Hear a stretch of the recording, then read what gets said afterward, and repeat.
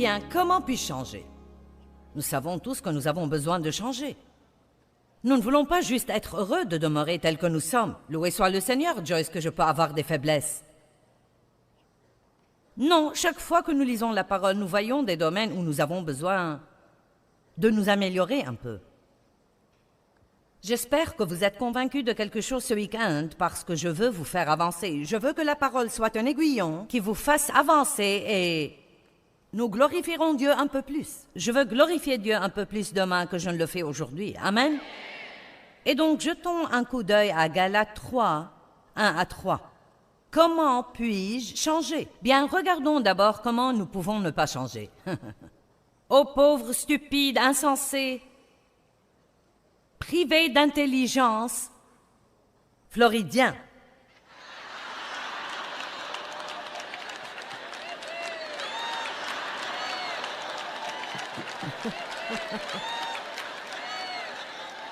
Juste pour que nous puissions le prendre personnellement. Ou bien, où que vous soyez dans le monde aujourd'hui. Il parle ici à l'église Galate, mais nous avons besoin de le personnaliser. Qui vous a fasciné ou envoûté ou ensorcelé, alors que sous vos yeux a été exposé et graphiquement exposé Jésus-Christ crucifié, le Messie. Laissez-moi vous demander une chose. Est-ce en obéissant la loi et en pratiquant ses œuvres que vous avez reçu l'Esprit, ou parce que vous avez cru au message de l'Évangile? Est-ce en raison de la pratique des rituels de la loi, ou est-ce que ça venait du message de la foi? Hier soir, nous avions 1083 personnes debout pour dire qu'elles voulaient naître de nouveau ou renouer une relation avec Dieu rompue. 1083. Comment est-ce que ça leur est venu? Est-ce grâce à quelque chose qu'ils avaient fait? Non. Ce qu'ils avaient fait, c'est péché. Donc, voilà ce qu'ils ont fait. Je crois. Oui, je t'ai entendu. Jésus est mort pour moi. Il a pardonné mes péchés. Il m'aime. Je peux être en relation avec lui. Oui, je le crois. Donc, ils l'ont reçu par la foi. Et quand nous avons lu les Écritures, hier soir en Colossiens 2:6, elles disent « De la même manière que nous recevons Jésus-Christ, de la même manière maintenant nous devons vivre et marcher en lui. » Donc, nous sommes nés de nouveau par la foi, nous marchons par la foi. Comment marchons-nous? Nous le voyons tout le temps. Je marche par la foi, je marche par la foi. Bon, le faisons-nous vraiment?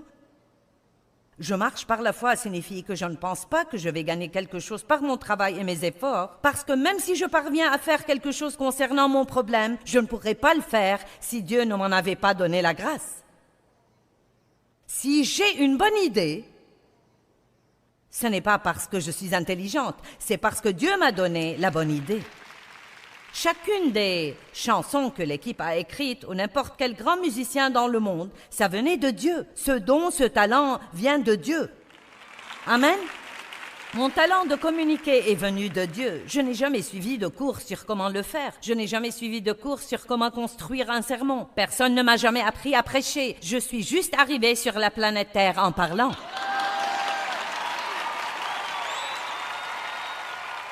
Et je suis une bonne communicante. Je ne parle pas pour parler. Je sais faire comprendre mon idée. C'est un don. Il y a beaucoup d'autres choses que je ne fais pas. Je ne cuisine pas très bien.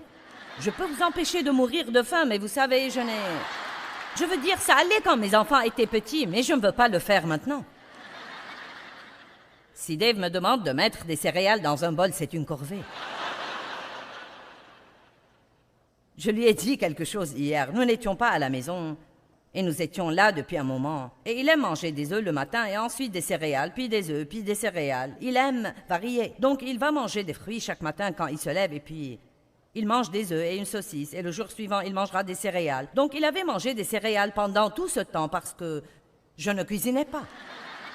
Et donc, j'ai dit, eh bien, tu sais, je peux te faire des œufs un de ces jours. Et je ne voulais pas dire ce jour-là, j'ai dit un de ces jours. Je peux te faire des œufs. Et il a dit, oh, tu veux dire aujourd'hui? Et j'ai dit, oh, non, non, pas aujourd'hui. Je veux dire, ça m'a presque effrayée. C'était, oh, non, pas aujourd'hui. Donc, vous savez quoi? Je ne suis pas une fée du logis, mais je suis une bonne épouse. Vous n'avez pas besoin d'être normal et comme tout le monde pour être doué dans un domaine. Parce que quoi que vous ne puissiez faire, il y a quelque chose d'autre que vous pouvez faire. Amen? Je ne vais pas aller plus loin avec ça. Laissez-moi vous demander une chose. Comment avez-vous reçu l'Esprit Saint? Était-ce par les œuvres ou était-ce par la foi? Verset 3, j'aime ça. Êtes-vous stupide, inintelligent et insensé à ce point? Vous qui d'abord avez commencé par l'Esprit Saint, recherchez-vous maintenant la perfection par la dépendance à la chair? Waouh, c'était libérateur pour moi quand j'ai lu cela pour la première fois, il y a bien longtemps. Je m'efforçais si dur d'être bonne et j'essayais vraiment fort de ne pas avoir de faiblesse et d'être ce que je pensais que Dieu attendait de moi. Et j'étais juste tout le temps si frustrée. J'essayais de changer mes enfants, j'essayais de me changer, j'essayais de changer Dave, j'essayais de changer mes circonstances, j'essayais de faire croître mon ministère. Pendant des années, j'ai essayé presque jusqu'à en mourir. Et puis j'ai découvert que nous sommes supposés croire. Je le savais, mais je le court-circuitais. Je veux dire, je croyais vraiment que Jésus était mon sauveur, mais je suppose que j'avais l'impression qu'il fallait que je fasse le reste. Je savais que sa grâce me sauvait, mais je ne comprenais pas la grâce par laquelle je devais vivre. Et ce que je veux partager avec vous, c'est que c'est la même grâce qui vous a sauvé, qui va vous faire réussir chaque jour. C'est la même grâce qui va vous changer, vous aider à entrer dans de nouveaux stades de sainteté, qui va vous donner la faveur, qui va faire que les gens vous apprécient, qui va vous ouvrir des portes. Cette même faveur est ce que nous devons avoir, cette même grâce dans chacun des moindres domaines de notre vie. Et nous devons apprendre à vivre par la grâce. Et ensuite, la vie devient bonne. Et juste au cas où vous penseriez que vous êtes un cas spécial et que ça n'a aucune chance de fonctionner pour vous, eh bien ce soir, je vais parler d'une grâce spéciale pour un cas spécial.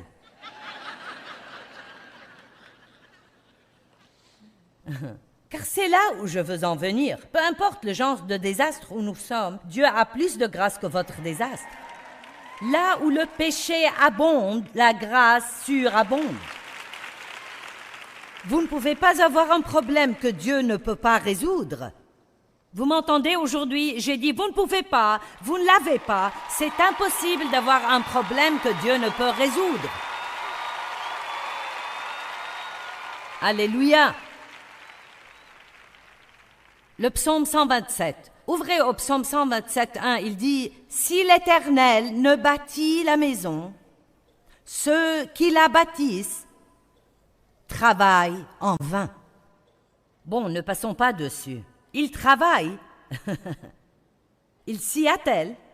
Ils travaillent. Quand vous travaillez, vous êtes fatigué et épuisé tout le temps. Ils travaillent et leur travail ne sert à rien.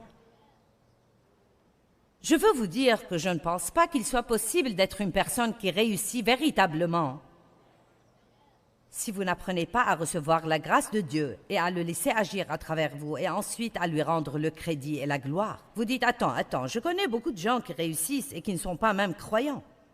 Vous savez, ils n'ont pas vraiment de succès. Je vais vous dire pourquoi. Il se peut qu'ils aient un succès apparent, mais ils n'ont pas de paix. Ils n'ont pas de joie. Ils sont probablement totalement égoïstes et centrés sur eux-mêmes. Ils s'attribuent tout le crédit. Il se peut qu'ils n'aient pas d'amis. Il leur manque beaucoup de choses. Avoir juste un succès apparent ne signifie nécessairement pas qu'on est une personne qui a réussi. Et j'ai appris il y a longtemps que je n'ai pas un ministère réussi si tout ce que j'ai, c'est une foule et pas de paix, pas de joie à la maison.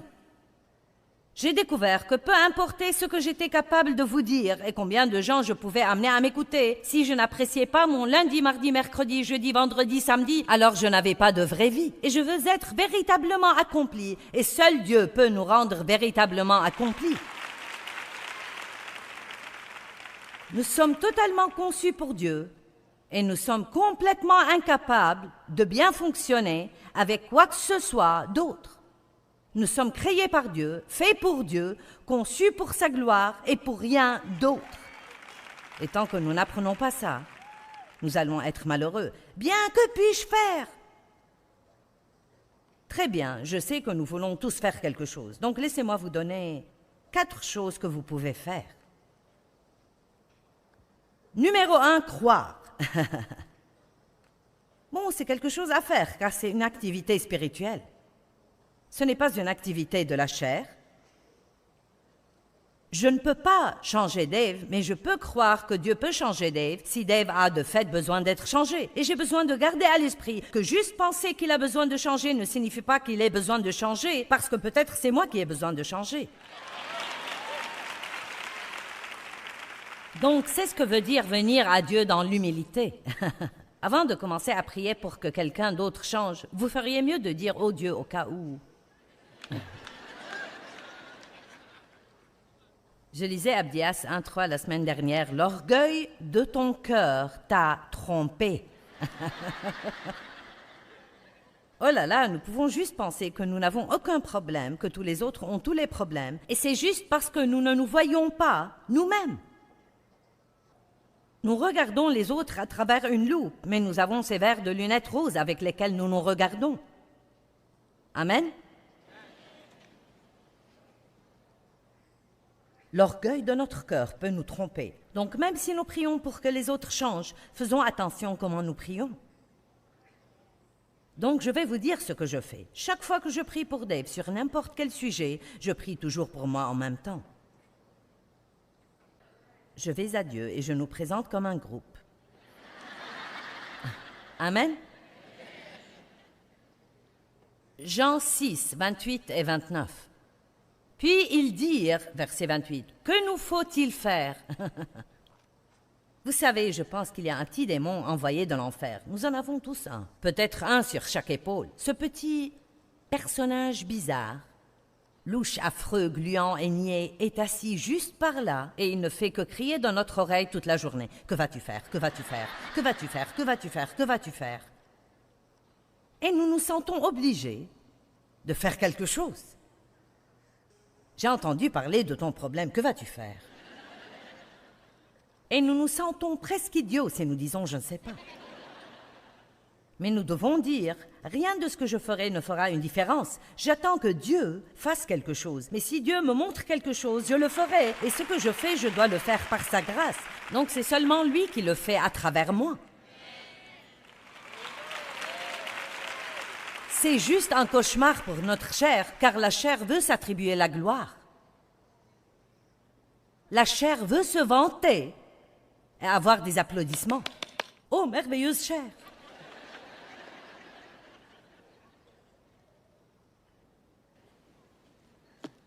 Vous priez 2 heures par jour et vous ne réalisez pas que c'est un don de Dieu qui vous rend capable de le faire. Vous êtes un grand intercesseur. Dieu vous a équipé pour intercéder et puis vous allez déjeuner avec quelqu'un et vous... Ils sont de jeunes chrétiens.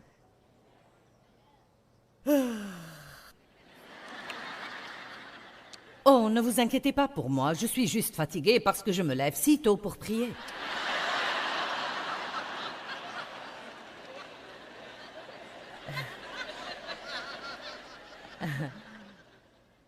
La chair est juste en train de dire « Quelqu'un doit savoir ce que je fais. »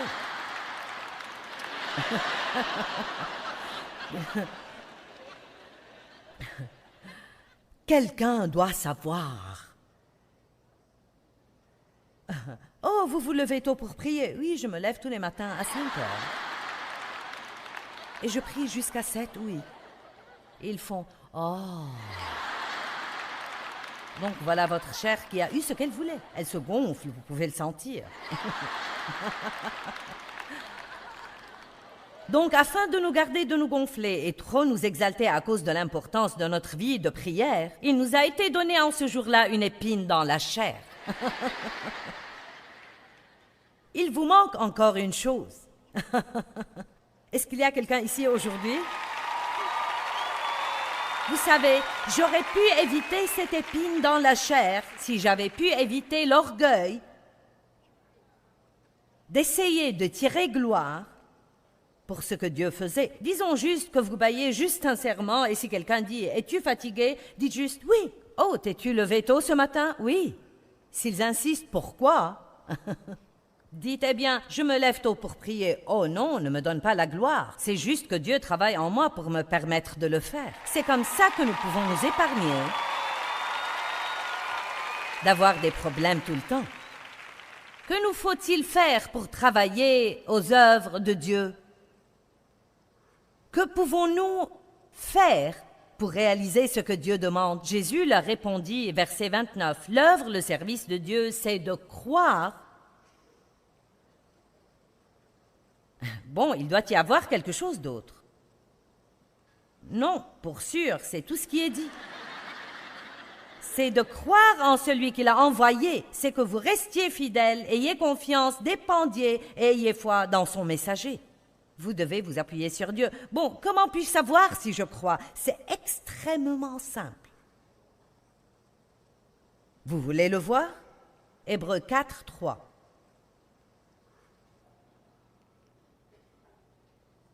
Nous qui croyons, nous allons entrer dans ce repos de Dieu.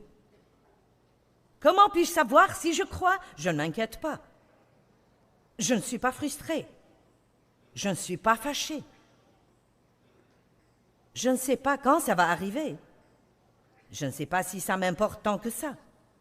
Dieu va le faire au bon moment, quand c'est le temps et qu'il est prêt. Essayez de le faire accélérer, il ne marchera pas. J'ai découvert que Dieu n'est généralement pas en avance, mais il n'est jamais en retard.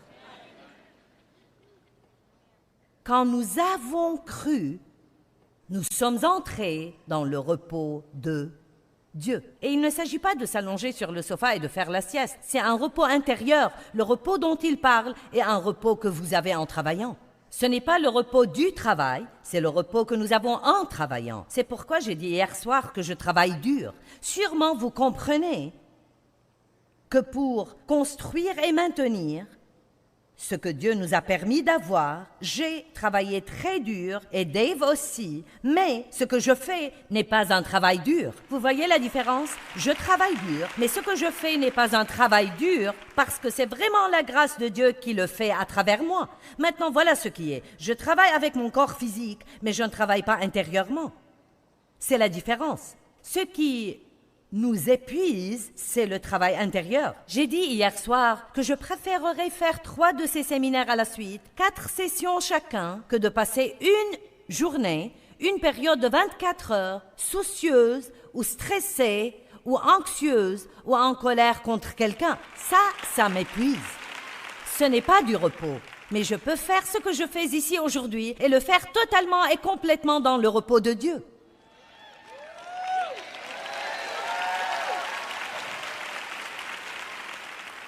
Je n'essaye pas de vous impressionner.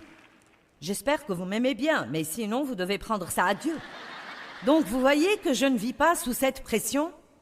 Savez-vous quelle pression c'est quand vous sortez au milieu des gens et vous croyez qu'il faut les impressionner?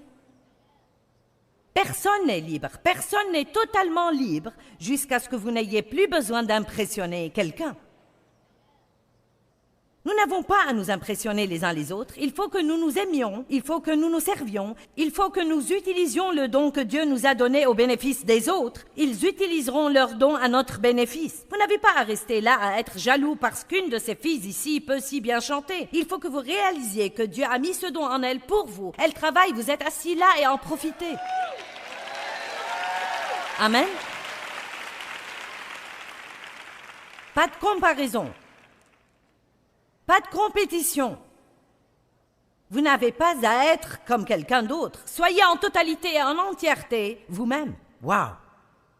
Et puis les versets 10 et 11 dans Hébreux 4 disent « Empressons-nous donc d'entrer dans le repos de Dieu. » Verset 10 « Car celui qui entre dans le repos de Dieu se repose de ses œuvres, de la fatigue et de la peine du travail humain, comme Dieu se repose des siennes. » Comment pouvez-vous dire, si vous êtes dans la foi, vous avez le repos de Dieu? Deuxièmement, vous pouvez faire ce que Dieu vous conduit à faire. Il y a l'obéissance et il y a l'action qu'il faut faire parfois pour résoudre les situations où nous sommes. Mais c'est une folie de juste monter votre propre plan et d'essayer de faire quelque chose pour voir si ça marche. Ce que nous pouvons faire, c'est ce que Dieu nous conduit à faire. Dieu a dit à Moïse, tends ton bâton au-dessus de la mer Rouge et elle va s'ouvrir. Bien, je ne pense pas. Mais il a obéi et Dieu l'a ouverte. Je viens ici, j'ouvre ma bouche et Dieu se manifeste. Vous voyez, beaucoup de gens ne vont même pas venir. Vous savez, faites ce que vous pouvez faire. Vous pouvez travailler. Donc, travaillez. Si vous n'avez pas de travail, vous pouvez en chercher un. Mais vous ne pouvez faire que quelqu'un vous embauche. Seul Dieu peut le faire. Donc, il faut que nous fassions la part que Dieu nous montre. Si vous avez blessé quelqu'un durement et Dieu vous pousse à aller vous excuser, alors humiliez-vous et allez le faire. Vous ne pouvez pas faire qu'il vous pardonne, mais vous pouvez faire votre part. Regardez, ce qu'il faut faire, c'est la part que vous pouvez faire. Peut-être avez-vous terriblement blessé quelqu'un, peut-être que vous avez détruit une amitié, et peut-être que vous ne voyez aucun moyen pour vous de la restaurer, et vous regrettez de tout votre cœur d'avoir fait cela, mais c'est trop tard parce que maintenant il n'y a aucun moyen de réparer. Mais Dieu pourrait la réparer. Bon, et que puis-je faire? Si Dieu vous y conduit, allez vous humilier et dites « C'était entièrement ma faute, je suis vraiment désolé, pardonne-moi. » Mais s'il ne vous pardonne pas, maintenant c'est entre Dieu et eux, ce n'est plus votre problème. Allez, est-ce qu'il y a quelqu'un avec moi aujourd'hui? Faisons ce que Dieu nous montre, parce que c'est la foi. La foi sans les œuvres est morte, mais nous ne pouvons nous approcher avec toutes ces œuvres et pas de foi. Ça ne servira à rien. J'aimerais vous montrer Éphésiens 6, mais nous n'avons pas le temps ce matin. Il y est dit, ayant répondu à toutes les exigences de la crise, tenez-vous fermement à votre place. Et ce mot, tenez-vous, est le même mot qui est traduit par demeurer en Jean 15. Ayant fait tout ce qu'exige la crise, faites ce que Dieu vous montre, engagez une action, utilisez votre volonté, soyez énergisés par la grâce de Dieu. Et, vous savez, nous ne rejetons pas les responsabilités. Je veux dire que nous avons des responsabilités. Nous devons faire ce que nous savons que Dieu nous donne à faire, mais nous pouvons aller au-delà, car c'est là que les problèmes surviennent, quand nous commençons à essayer de faire arriver quelque chose que Dieu seul peut faire arriver. Une femme m'a dit l'autre jour, elle a dit, il y a quelque chose que vous avez dit qui a changé ma vie. Je l'ai rencontrée dans un magasin. J'ai dit, j'attends de savoir ce qu'est cette grande chose. Et elle a dit, vous avez simplement dit, laissez Dieu être Dieu. Et vous voyez, tout est possible avec Dieu, mais nous avons besoin de libérer le passage et de le laisser être Dieu. Nous devons essayer d'arrêter de diriger l'univers et laisser Dieu être Dieu dans nos vies. Vous savez, la grâce de Dieu qui nous a sauvés est exactement la même grâce qui va nous changer et nous aider à grandir dans de nouveaux stades de dévotion. Nous devrions tous désirer cela. Nous ne pouvons changer, sauf par la grâce de Dieu. Apprenez comment recevoir la grâce de Dieu dans votre vie. Apprenez comment dépendre d'elle en toutes choses.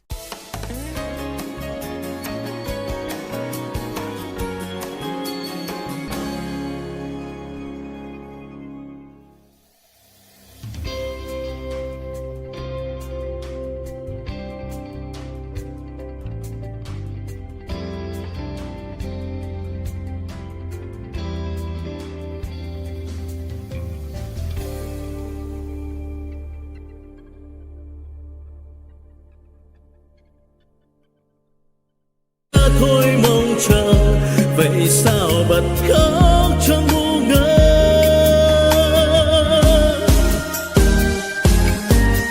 vẫn thế đây bao lâu nay em không hay chỉ một mình anh ngồi khóc nước mắt đây riêng nơi đây em không hay sự thật là anh nhớ em người giờ đã xa lời hẹn ước đâu rồi nước mắt đây rơi biết bao lâu thì khô vẫn thế đây bao đêm say em không hay từng giọt buồn sao mặn đắng nhưng lúc ấy anh loay hoay trong cơn say lại nhầm rằng em ở đây. Người già đổi thay, tình mình vẫn đong đầy. Thế mới biết anh vẫn yêu em, vì sao tìm quên chốn xưa ngày ta quen.